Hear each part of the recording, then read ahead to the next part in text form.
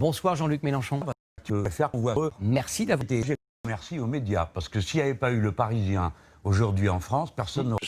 Et c'est grave, et ça n'avait pas d'impact. Donc là, le journal Le Parisien aujourd'hui en France a donné des détails, beaucoup plus détaillés d'ailleurs que ce qu'a dit le Premier ministre lui-même. Donc grâce à eux, j'ai pu dire la société, ses députés. Donc j'en suis très heureux. Vous savez que j'ai même pas eu le temps de finir ma première question, donc je la termine.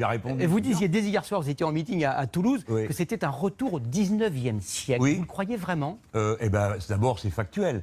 Rendez-vous compte d'une chose, 18 millions de personnes qui constituent la population active du secteur privé vont... Et le Parlement... Le Parlement peut dire non, très démocratiquement. Voilà. Je n'approuve pas ces ordonnances. Mais, pardon, de vous dire que le rôle du Parlement ne consiste pas seulement à dire non ou oui. Il y a quelque chose qui s'appelle le droit d'amendement, et je demande, en redevenant sérieux, je vais vous expliquer. Quand il y a une négociation entre les branches et les salariés, les syndicats de salariés, à la fin, la loi étend le bénéfice à tous les travailleurs. Mais la loi, c'est-à-dire les parlementaires, interviennent et rediscutent point par point.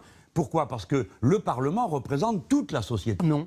Figurez-vous, par exemple, est-ce que vous avez bien compris? Il est incontestable que j'ai sauté beaucoup de gens. Et le chef de l'État, on n'a jamais vu une chose pareille sur le terrain, mais pourquoi pas, après tout?